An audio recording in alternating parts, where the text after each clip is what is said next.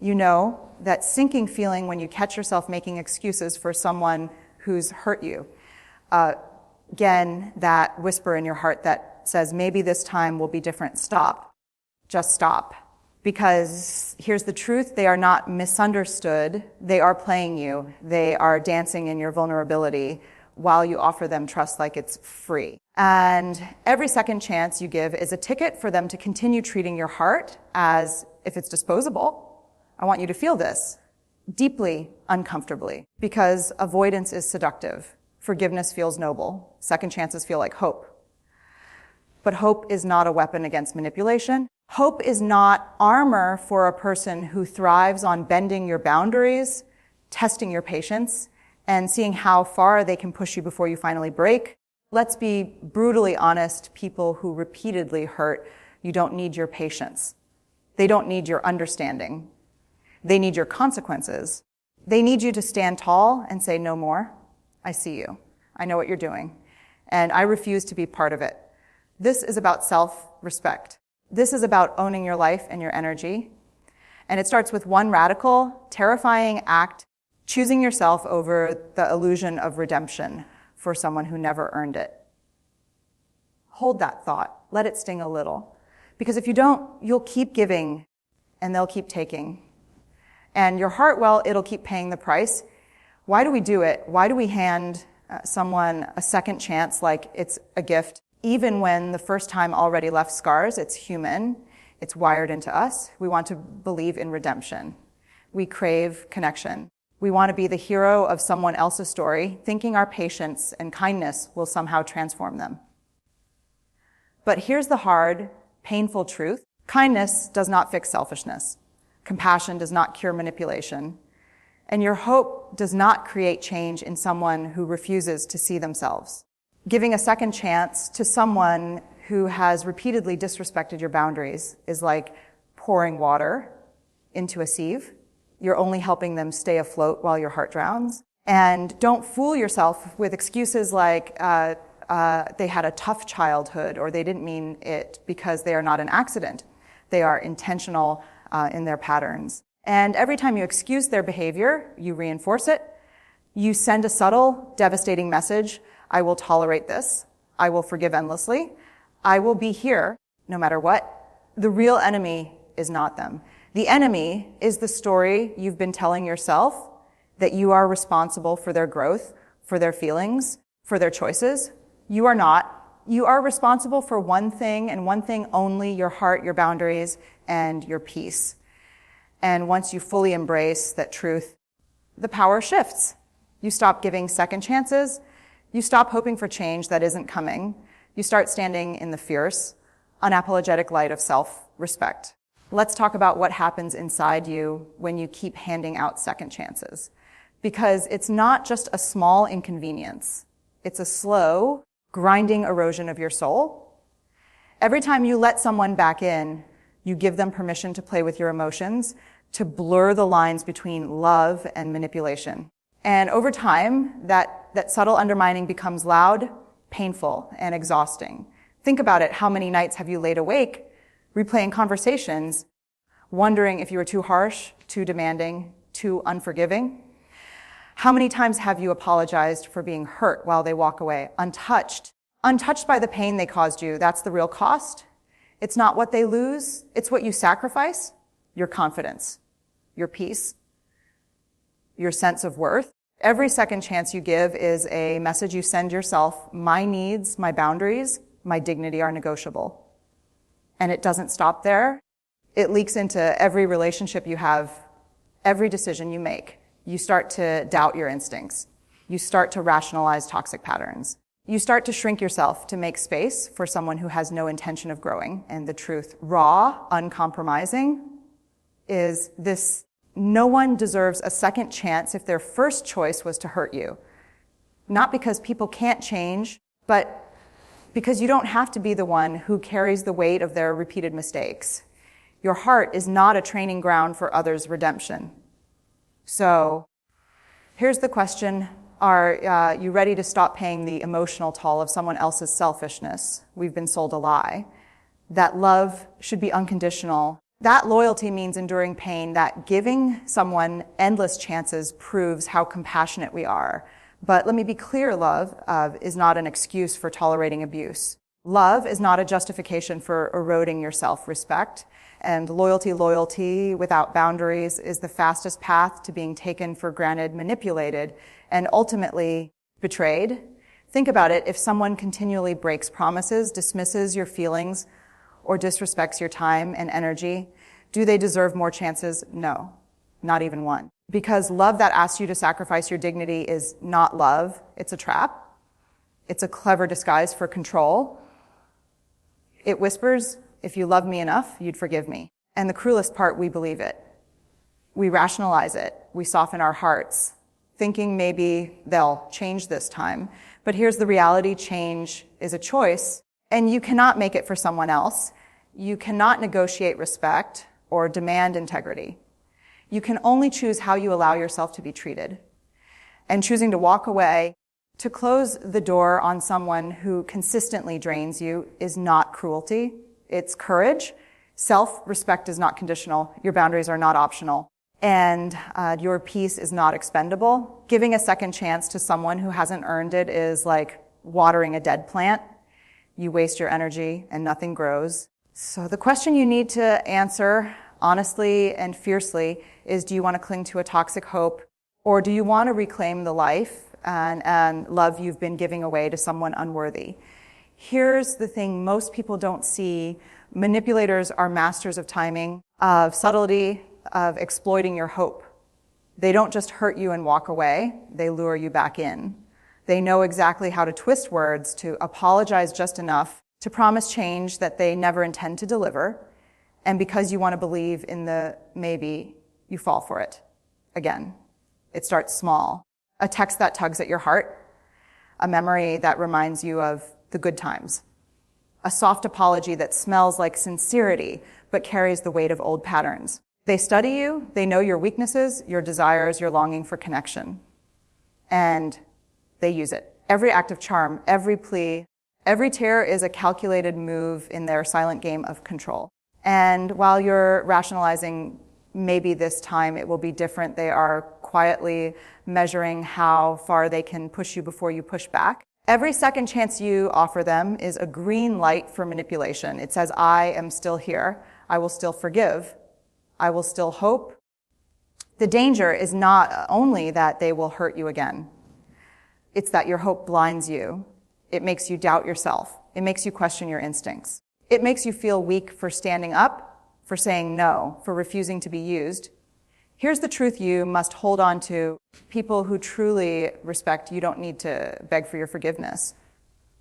They don't need to convince you with empty promises. And they certainly don't need a second chance to prove their worth. Let's be clear, reclaiming your power is not dramatic. It's not vengeful.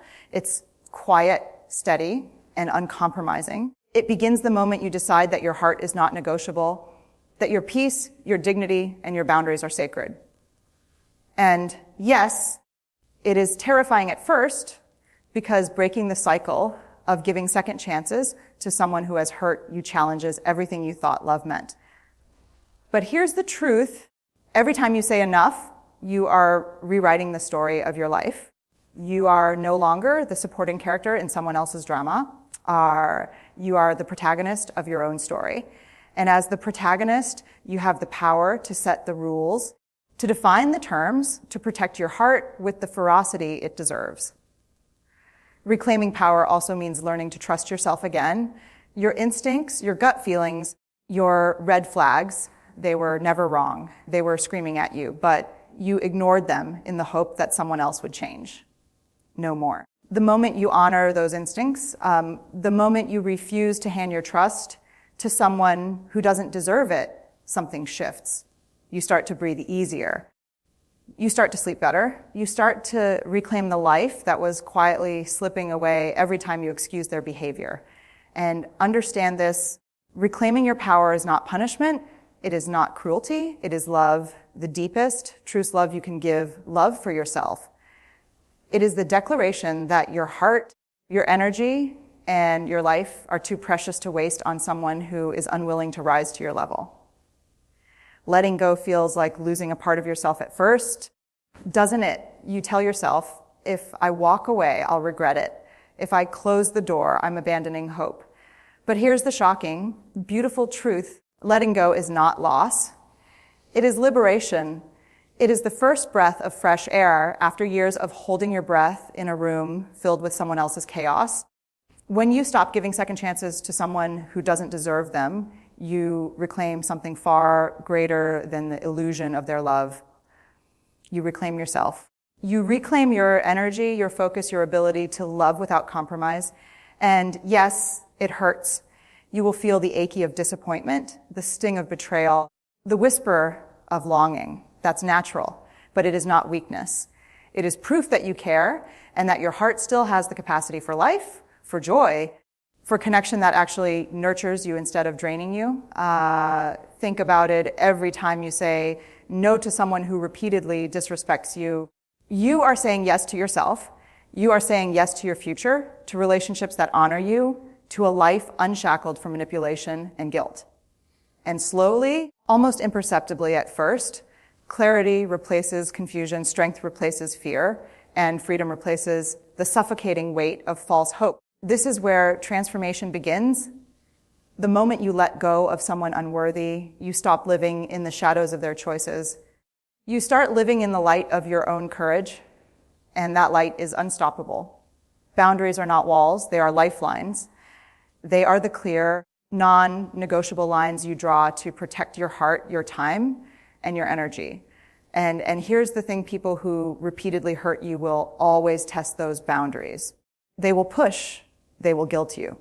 They will try to convince you that love means tolerance. But love without boundaries is not love, it's exploitation. Building unshakable boundaries starts with clarity. You must be honest with yourself about what you will and will not accept. Not tomorrow. Not when they change. Now, because every compromise chips away at your power. Every rationalization weakens your resolve. Every second chance to someone undeserving tells them that your limits are optional. And that cannot happen, not anymore. Boundaries are also acts of courage. Saying no to someone who has hurt you, refusing to let them back into your life, is terrifying. It feels like confrontation, like rejection, like a storm in your chest. But that storm is proof that your soul is awake. It is proof that you are reclaiming your space, your voice, and your life. And boundaries are not selfish. They are self-respect in action. They are the declaration that your heart is not a playground for someone else's selfishness. That your peace is not negotiable. That your love will not be weaponized against you. When you build these boundaries, you create a fortress of clarity, strength, and integrity. And here's the gift. Inside that fortress, you are free to love without fear, to trust without doubt, and to live without regret. Self-worth is not something you negotiate, it's something you claim. It is the quiet, fierce understanding that you are not defined by how others treat you, but by how you honor yourself. And here's the truth that changes everything once you fully embrace your worth. Giving second chances to someone who doesn't deserve them becomes unthinkable. You start to see the patterns for what they are, and you no longer participate in them. Too often, we confuse love with tolerance, loyalty with submission, hope with self-sacrifice. And every time we hand someone another chance, we're telling ourselves a lie: I am not enough. I have to keep proving my love. I must tolerate their mistakes, but your worth does not require proof, and your love does not demand compromise at the expense of your dignity. Claiming your self-worth is radical. It's saying no to the emotional manipulation, the empty promises, the repeated betrayal. It's saying yes to relationships that honor, cherish, and respect you. And most importantly, it's saying yes to yourself. The power of self-worth is in its permanence. Once you feel it, you carry it everywhere. It protects you from toxic people, from endless cycles of hope and disappointment, from the pain of being used. It strengthens your boundaries. It fuels your courage. It allows you to walk away without guilt, without fear, and without second guessing. And when you embrace yourself worthfully, you will discover something profound. The world does not get to dictate your value. You do. And that is the ultimate freedom. So here's the final truth I want you to feel deep in your bones. You are not here to rescue people who have shown you who they really are and then still hope for change. You are not here to tolerate disrespect, to excuse manipulation, or to hand over your heart like it's disposable. Every second chance you give to someone unworthy chips away at the most precious thing you have yourself. Walk away, say no, close the door, not with anger, not with vengeance, but with quiet, unshakable certainty that you will no longer be played, used, or drained. This is the act of courage that transforms your life. This is the declaration that your boundaries are sacred and your heart is priceless. And here's the most beautiful part. The moment you stop giving second chances to people who don't deserve them, your life changes. You reclaim your energy. You find clarity. You start to attract relationships that are honest, respectful, and nurturing. You start to live fully, without fear, without doubt, without the emotional weight of someone else's repeated mistakes. Let this be your anthem. I am not a doormat. I am not a practice ground. I am worthy of love, respect, and peace, and I will protect it fiercely. Let this be the mantra you repeat every time someone tests you, every time your heart whispers, maybe every time the temptation of hope tries to pull you back, because the truth is simple, undeniable, and liberating. Once you choose yourself over their deception, you are unstoppable. Your life, your peace, your heart, they are yours, and they are unbreakable.